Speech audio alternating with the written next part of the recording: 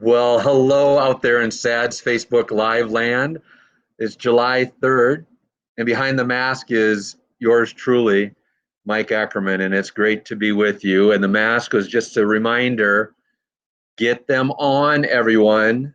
We've gotten really sloppy out there, but for now, we'll come back to that towards the end. But I just am so excited to be with you. And on behalf of Alice Laura, the CEO of the Sudden Arrhythmia Death Syndrome Foundation, Aaron Waite, who's producing this for us again using Be Live. We're just so grateful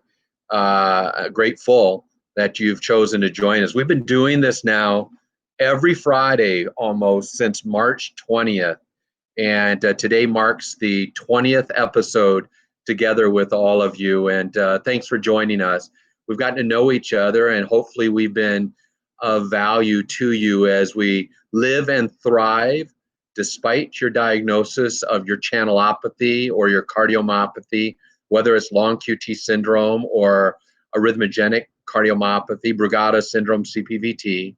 And we're hoping that we're all living and thriving despite this COVID-19 pandemic, which is showing no signs of disappearing. And as many of you know, its resurgence is come upon us with vengeance. So we have work to do, everyone. We thought about skipping today. It is the 4th of July weekend for those of us here in the United States. So happy 4th of July.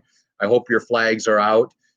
This is a very special holiday for us in America. And I know some of you think that today, July 3rd, is a special holiday because Hamiltons are showing on Disney Plus, and I suspect some of you have seen it already. I haven't yet. I'm hoping that maybe we can see it with our family today. Start asking your questions. We're looking forward to having these next 40 minutes together as we take on the questions that you have right now.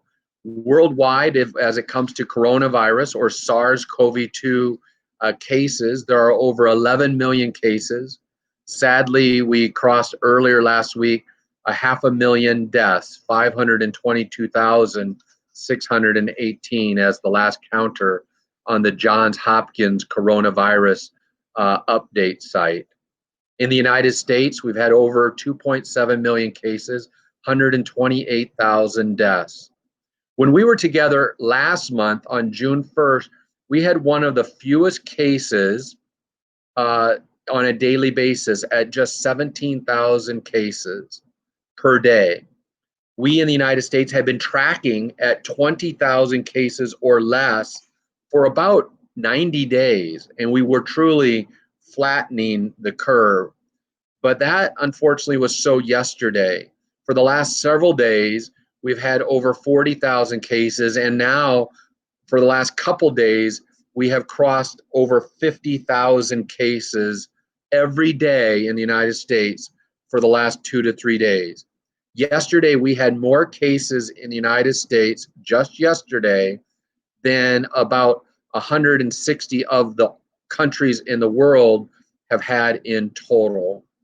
So let's get to work. Let's be mindful and not be sloppy. Remember, I've said stay physically distanced 6 feet or more. Put on these masks, everyone. We are not doing that. It's easy. Here you go. Mask at Mayo Clinic. We are in a universal masking policy.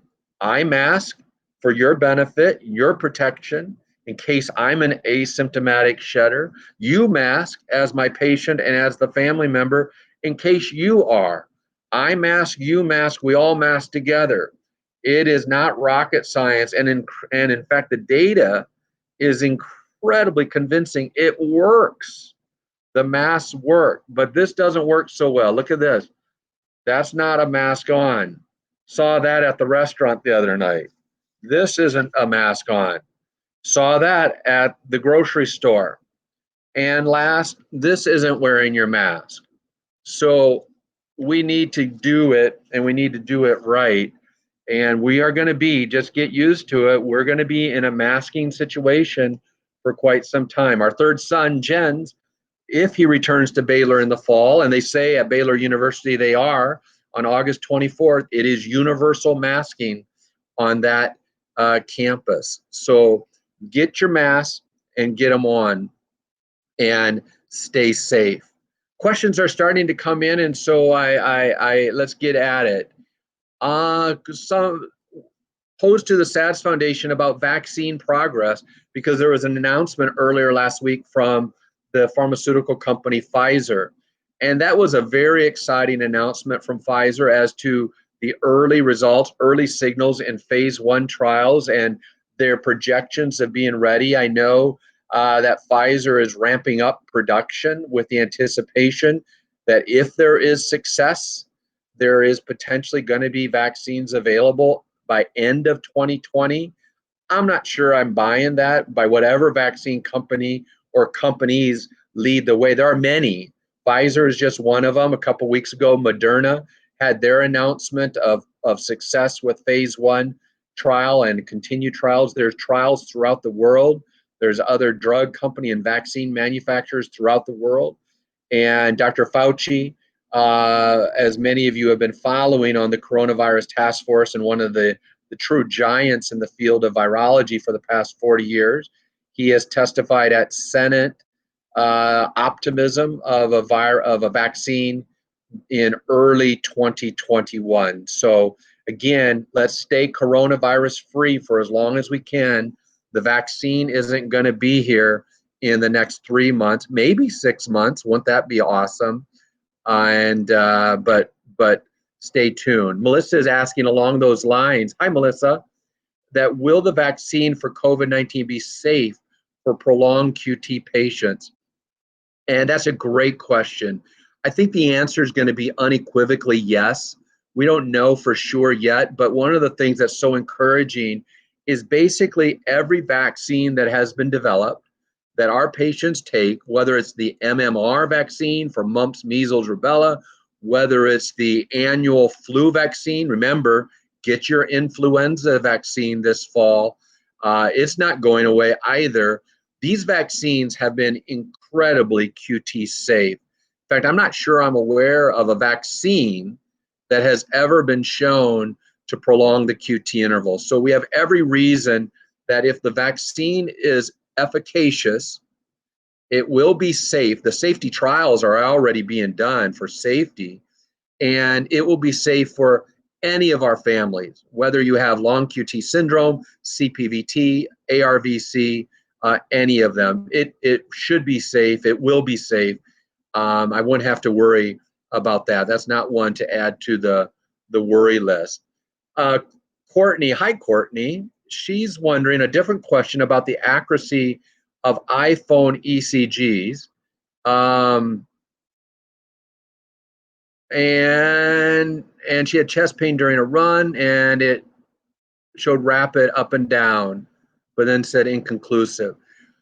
So I would say that's a great question, Courtney. One thing for sure, torsades, if a person goes into the long QT danger rhythm of torsades, you will almost never have to wonder whether you were in the danger rhythm or not, because you will show it in one of 3 ways. You will go into torsades and faint, and then wake back up 10 seconds later because it reversed course.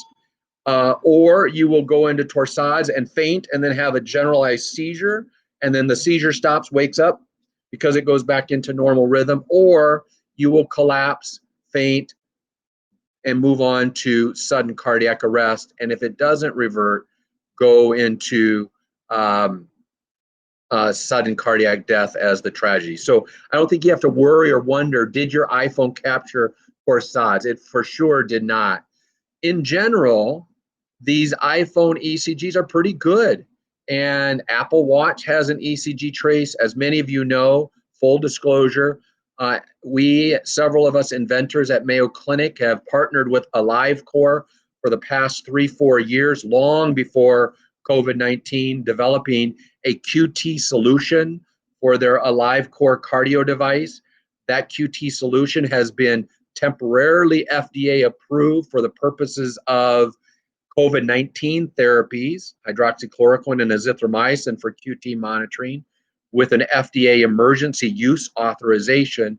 It has not yet received general FDA approval. That will be submitted later in 2020. That will be the first QT meter on a smartphone-enabled mobile ECG device. And we think it has tremendous application, not just for my families with long QT syndrome for monitoring, but for the large number of patients out there who don't have congenital long QT syndrome, but are being put on drugs that are potentially QT dangerous, which will help allow the safer and safer use of these medications that are efficacious in more and more people. So stay tuned for that. I think the development of non-invasive mobile smartphone-enabled technologies are going to have a significant impact for our families with a variety of genetic heart diseases. And let's see, I'll go scroll down. You'll see me looking off to the side. Oh, great. Hi to the bishops. This is a family with type 1 Brugada family. And generally when we say type 1 Brugada, we're either referring to the Brugada ECG pattern, which is a type 1 ECG pattern, which allows us to make the diagnosis of Brugada syndrome, or if we're speaking genetically, a type 1 Brugada syndrome family means a family who has a mutation in the SCN5A sodium channel gene.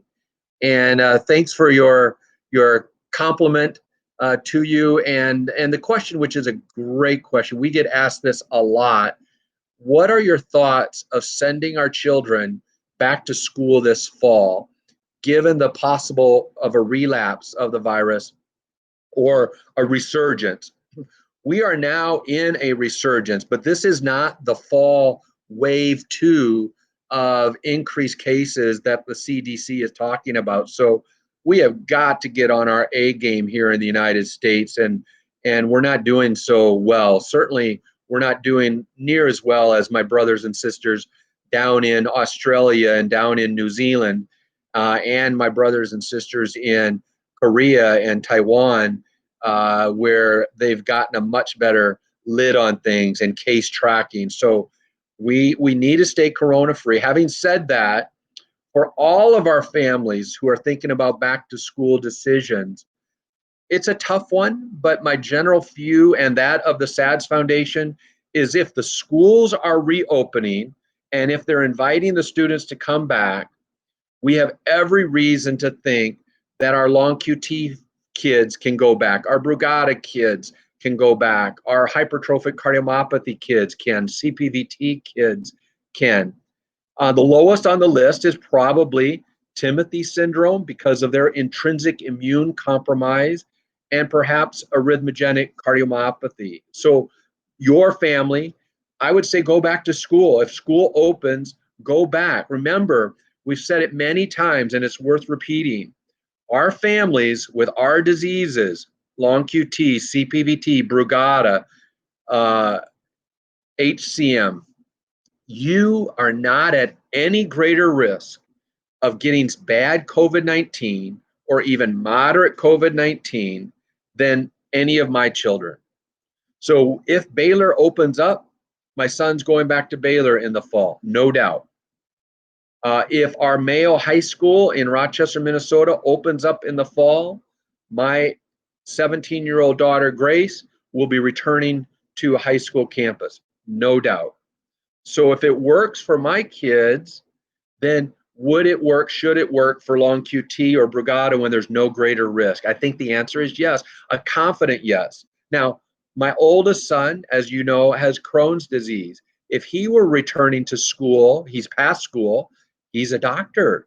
He's a resident in psychiatry at University of Wisconsin-Madison. Yay, close to home with his daughter, our granddaughter. But if he were in the school age range, I would be thinking differently about him because as an immune compromised individual, the risk is different. And so I would say all things considered, Brugada kids, go back to school. A Brugada child, long QT child who also has Crohn's disease, that's different. Stay home until we get a better handle on things. Great question. The Diana family, you guys are great. And you remember, I think, oh yes, you're the future cardiologist. I hope. I need a long QT partner. I need a partner at Mayo Clinic in genetic heart disease, and I'm not getting any younger. So Diana, get going. There is a spot for you. It is a great time to head into medicine. Anybody who says otherwise, ignore them. It still is a great time and a great privilege to be a physician. So the question, oh, I like that question. Took me a while to read it, but type 2 long QT syndrome, wearing a medical bracelet for people with long QT syndrome. I think for all of our families, the whole business about wearing a bracelet and what should the bracelet say if you're wearing a bracelet is really, I think that belongs in the family decision category. I don't make my patients get a bracelet.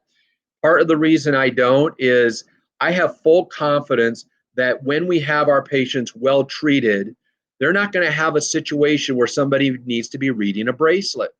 The event rate in a really well treated long QT patient, CPVT patient, is incredibly low. That's great news. So if you don't want to have that, if you feel like people are going to notice it or notice the necklace and it's going to be drawing attention in a negative way with the way kids treat kids some days, then I would skip the bracelet. If the bracelet gives you power and makes you feel like you are in control, and I'm not talking Wonder Woman power, I'm talking the confidence that now you've taken full charge, and heaven forbid if something does happen, you've got the marching orders. I'm all for the bracelet. Then get the bracelet. If you get the bracelet, I think bracelets don't need to be complicated, because who's going to be seeing your bracelet? Somebody who's found you down. If somebody has found you down, what do they need to know? They need to know what to do pronto. So for my families, if they want the bracelet, it says their diagnosis, long QT syndrome, and then underneath the diagnosis, 2 words, shock me. Then that will tell the first responders exactly what needs to be done, and that it needs to be done quickly. I don't think it needs to be more complicated than that. If there's other things you want on it, feel free. But I think we can follow the keep it simple, silly principle on bracelets. And let's scroll down. Oh, we've got a lot of people today. We didn't know that there was going to be people joining us for the holidays. So Joe, and I'm just taking these in order, so we're doing it a little bit different today rather than jumping back and forth. So Joe, you're up, and thanks for joining us, Joe. And she's wondering about the risk of an event from startle during sleep for an asymptomatic, untreated LQT2 girl who's 7 years old. Great question. You already know that for people with long QT2, that the events or the setting for which something might upset the long QT2 heart is more likely to be a startle, an auditory arousal. It's not going to be aerobics. So the analogy that works is a person with LQT1, the most common type, is more likely to faint or have his or her LQT1 triggered event 90 meters into the 100-meter dash, whereas somebody with LQT type 2, the second most common type, is more likely to faint when the gun went off to announce the start of the race. So that startle is clearly a mechanism, but honestly, startle from sleep is an almost never. I take care of over 1,400 patients with long QT syndrome alone, about a quarter of them LQT2, and the number of those who have an event during sleep, an arousal from sleep, is almost never after they've been diagnosed. Now, your daughter is diagnosed but not treated, and that suggests to me that her QT number must not be very high at all, because I've started to do that too. I do not mandate treatment in everybody just because their genetic test came back positive. There's some debate about that out there.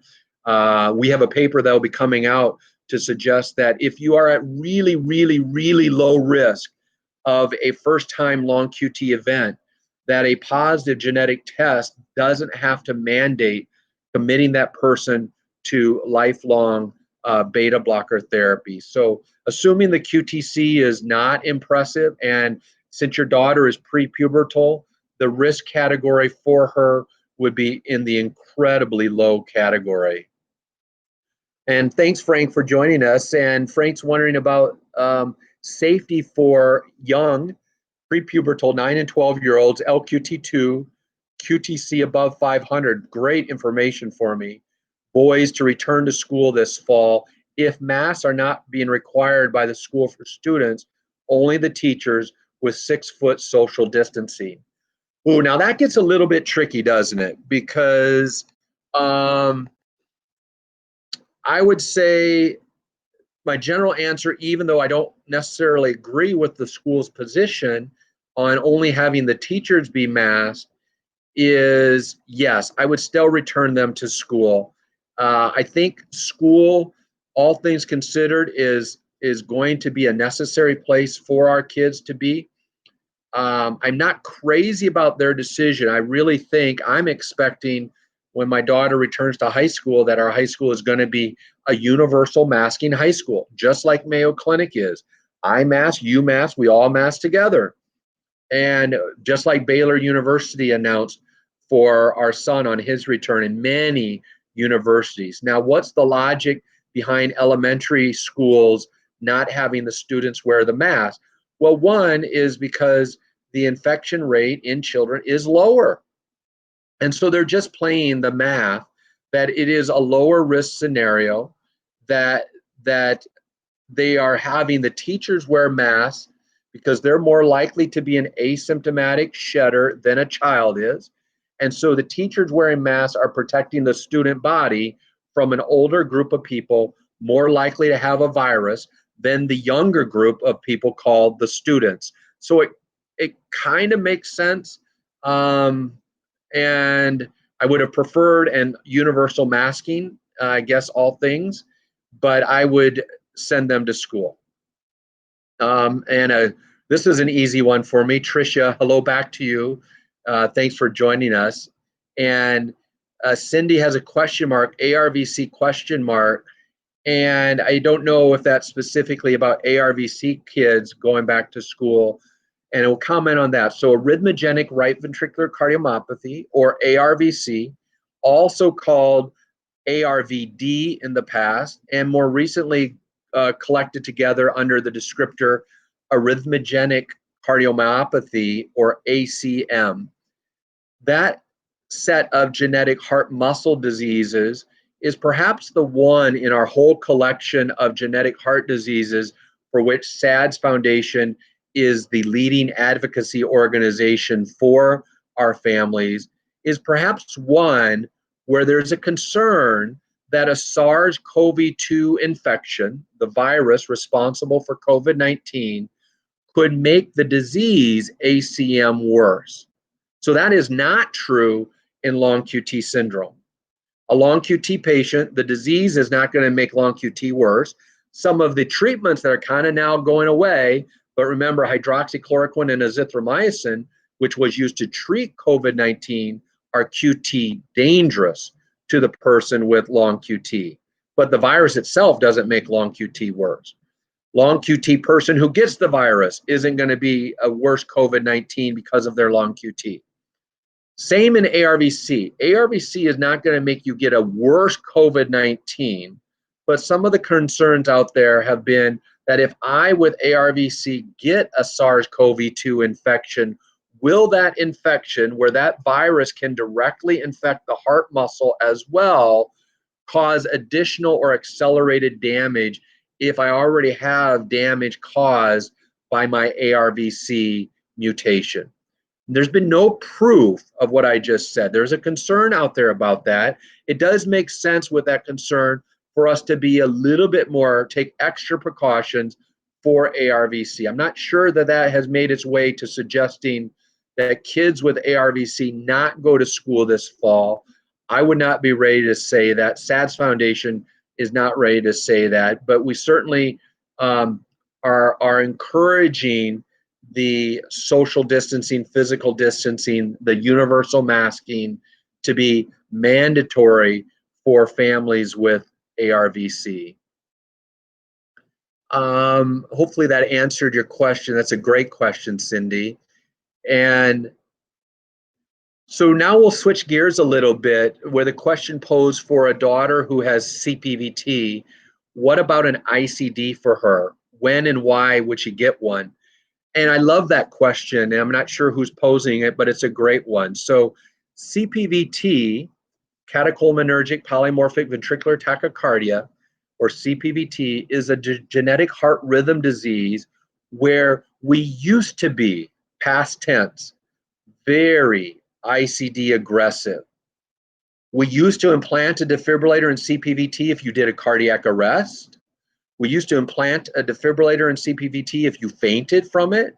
We used to implant if you were on beta blocker and then you fainted, you got a defibrillator. We even would implant defibrillators if you had CPVT just because your genetic test came back positive. That's the field used to be, past tense, circa 10 years ago. Now, fast forward to 2020, and the largest CPVT centers throughout the world, like ours at Mayo Clinic, like Arthur Wilde's in Amsterdam, like Sylvia Priori's, like the one in France, we try now very hard to not implant an ICD. We almost never implant an ICD. In fact, Arthur Wilde recently led a paper that we published in JACC showing that even among sudden cardiac arrest survivors who then were diagnosed with CPVT and then got an ICD, that if we compared those where an ICD was given versus those where it was not, there was no survival benefit in those with CPVT who got the defibrillator.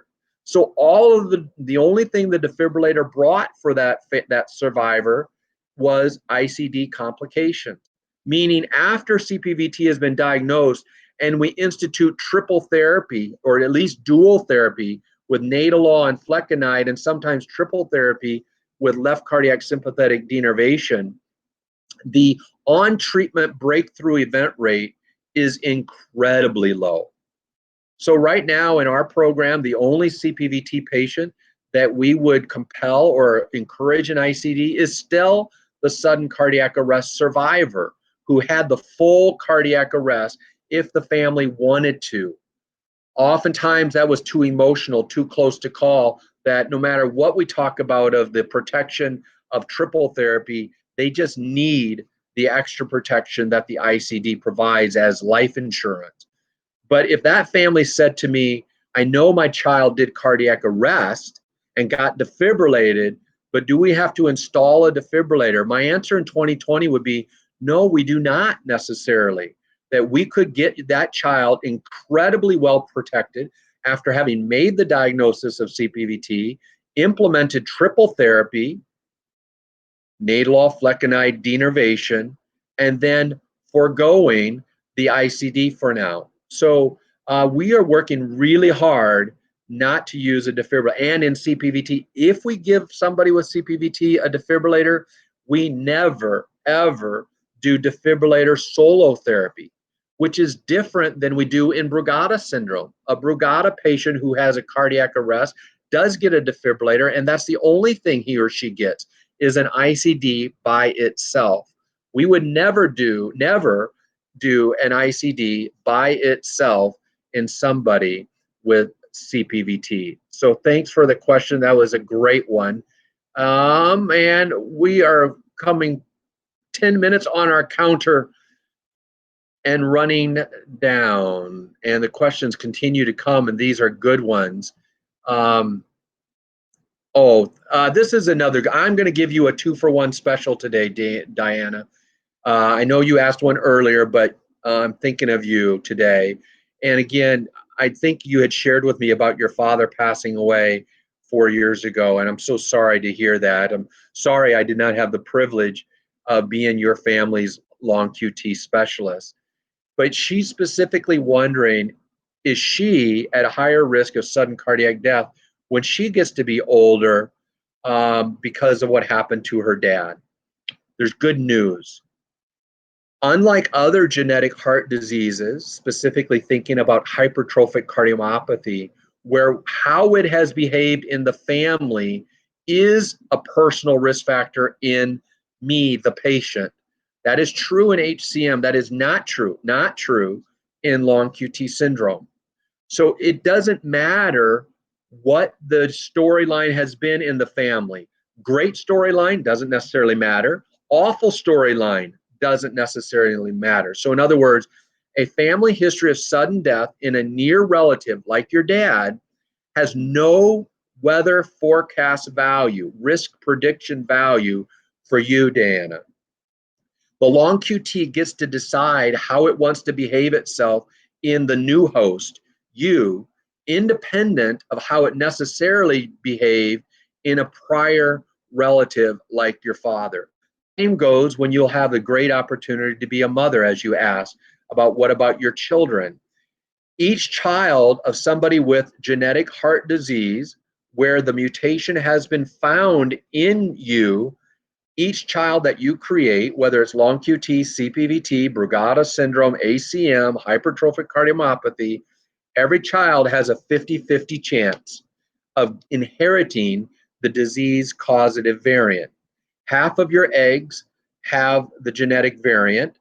In men, half of their sperm have the genetic variant. And so that's the half and half. Now, owning the variant does not determine how that variant may choose to showcase its presence in the next host. Again, that doesn't matter in long QT.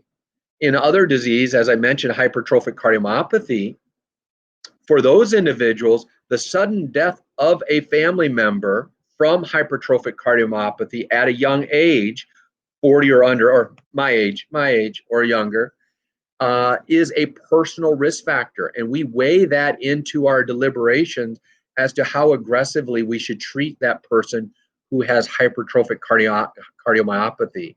We do not weigh it in the balance if the diagnosis is long QT, CPVT, or Brugada syndrome. Great. So that was your bonus today. 2 for 1. Evan, good question. I wish we had more time to unpack this one, Evan. He's wondering, do I have any LQT1 teens able to compete in track? We are a newly suspected LQT1 family, and you are asking for your daughter. Do not give up. This has been a controversial issue as to, can somebody with genetic heart diseases of all flavors, can they compete in their competitive sports of choice after diagnosis and after a good treatment program has been implemented? This has been the answer has been yes in our program at Mayo Clinic's Windland Smith Rice Genetic Heart Rhythm Clinic for the past 2 decades. We rejected the philosophy of 20 years ago and longer, and still present in some places, that goes, if in doubt, kick them out, or once diagnosed, disqualify. I am fundamentally opposed to a spontaneous disqualification recommendation just because a diagnosis of long QT syndrome has been made of any of the genetic varieties. LQT1 often gets focused on because that's the one that is irritated by aerobic activity. And sure, aerobic activity in an untreated, undiagnosed LQT1 person is a arrhythmia triggering activity. But I currently follow at least 500 athletes with a variety of genetic heart rhythm diseases, mostly long QT syndrome. And to date, among those who have chosen to stay an athlete in his or her sport of choice, there have been in 20 years 0 deaths. There have been a handful of appropriate ICD shocks in those who had defibrillators because we thought the disease warranted a defibrillator independent of sport status. And so we have continued by our data and our experience to say, we think this tough decision is a decision, Evan, that you and your wife should get to make in concert with your teenage daughter. And in our program, if I had the privilege of meeting your daughter, we'd be thinking about everything together. We'd weigh in the balance. Is a return to track O oxygen, or is it O optional? And if it's O oxygen, like it's a must, then we figure out, how risky does this seem to be? What are our risk attenuating strategies?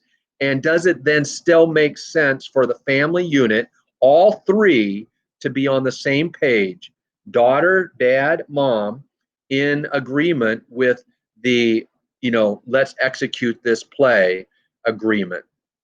So a lot there. We could devote an entire session to sports participation in individuals with genetic heart diseases. But thanks for the question. It's one that we have spent a lot of time on, trying to advance our understanding and trying to change the landscape so a de facto disqualification will someday be the way that everybody used to do it, but not the way we're doing it anymore. Slowly making progress there. Stephanie, and now I'm gathering. Oh,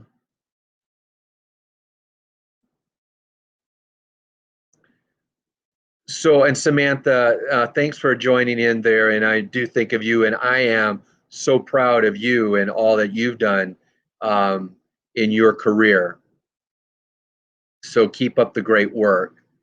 Let's give the last one to Patricia.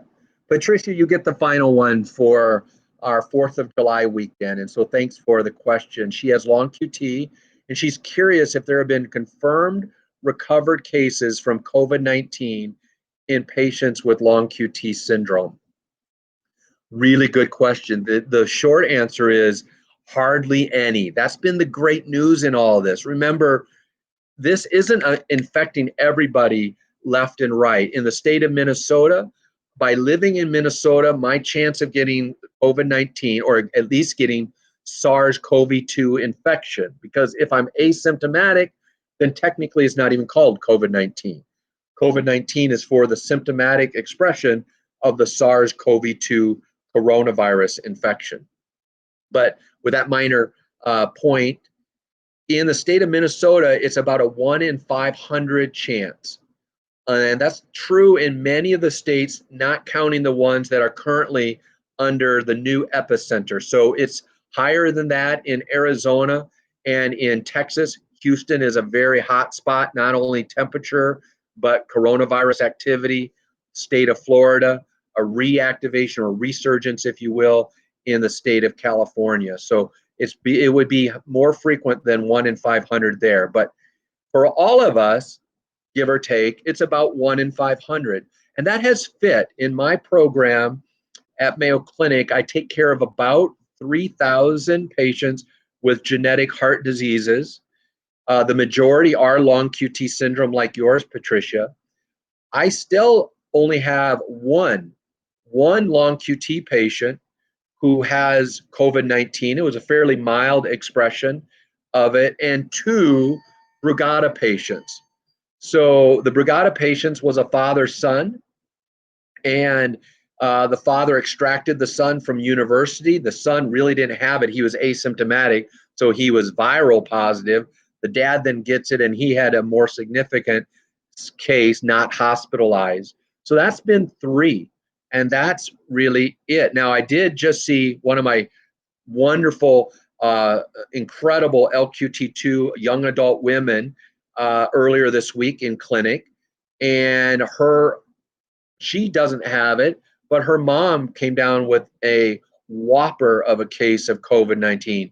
My age, was in perfect health, and it did not do much in terms of lung manifestation, mostly GI, but it hit her hard, and she lost tremendous amount of weight, didn't need to lose any anyway. and has been very slow to recover in terms of the ability to absorb food. So again, it's not happening very much. That's good news, but we shouldn't be complacent. This coronavirus is really quite bizarre. Why is it completely asymptomatic in 30 to 40% of us? All we would know is we are a viral positive because we got tested. We wouldn't know it by any symptoms. Others, it's just loss of smell, loss of taste, and then all the way to the other end where we have the tragedy of 500,000 deaths, mostly older in the United States, mostly nursing homes. So we need to protect them. But there have been examples of the fit of the fittest going on to heart-lung machines at age 20, age 30, age 40. So we need to respect this virus. We do not need to fear it. Remember out there, hashtag refuse to fear, but respect it. Do what works. Do the hand washing. The virus hates 60% alcohol-based or more hand wash in hot water, warm water. Do it well. You will not get viral infected if you're not taking your fingers and inoculating your eyes, picking your nose, hands in your mouth. Don't touch your face. And then in the public square, put on the mask. Put it on. It works. I mask, you mask, we all mask together. Let's just do this. The next months, the rest of 2020 is going to determine just how ugly this virus explosion, and it's an explosion what's going on right now. 50,000 new cases yesterday, 50,000 new cases the day before. There will be over 50,000 new cases in the United States alone today. The virus is here. We're going to have to coexist with this virus for quite some time. Vaccine promising advance. We heard it earlier this week from Pfizer. Promising advances earlier from Moderna. And there's many, many different vaccine companies. But we're going to have to figure this out without a vaccine for at least the next 6 months. So let's all join in, do the things that work, refuse to fear, and join us next week. I got to tell you a couple things, 2 things. One, there's a survey that the SADS is putting out for you to answer. Do answer. It takes 3 minutes to do the survey. It's a communication tool survey to let us know what are your needs. What are we doing well and we should continue? What are we not doing well and we should stop? What should we start doing well? So let us know. This is part of an analysis being done by a specialist for the SADS Foundation to look to see how can we as an organization do an even better job to meet the needs of our families out there. And so please take the 3 minutes to fill out that survey. 2, join us next Friday. You're going to love it. It's a special guest. It's a secret, top secret. Not going to share it with you. It won't be just me, though, so that's not the special guest. So no split personality stuff going on. So we're working on the final details. Hopefully it will materialize. It will be announced early next week. But join us for a very special session with a particular focus on long QT syndrome. But we'll cover all the genetic heart diseases. It'll be not very much COVID-19. It'll be more about your disease and the observations learned over the last years and decades about your genetic heart disease. That's next Friday. And then put on your calendar, 2 weeks from today, the Vice President of the Board of SADS Foundation and my dear friend, Dr. Susan Etheridge from Salt Lake City, Utah, is going to come back and join us again. And we have been gathering the David Letterman style top 10 most asked questions. And so we are going to dial them down from number 10 and work our way to the single most asked question that's been posed to the SADS Foundation over the last several years, and you'll enjoy the top 10 list. But until then, if the rest of July 3rd is going to include Hamilton on Disney Plus, I'm going to try to join you. And then as you are heading somewhere or have arrived somewhere for your 4th of July weekend, Have an amazing 4th of July weekend. It is great to be an American. It is great to live in the United States of America. And for all of those who are not here and you've joined us from elsewhere, I love your country too, but I do love mine here in the USA. And as we celebrate Independence Day this 4th of July weekend, let's all do it well. Let's all do it without fear, but let's keep a healthy dose of respect for SARS-CoV-2. Until next Friday, take care, everyone. God bless you all.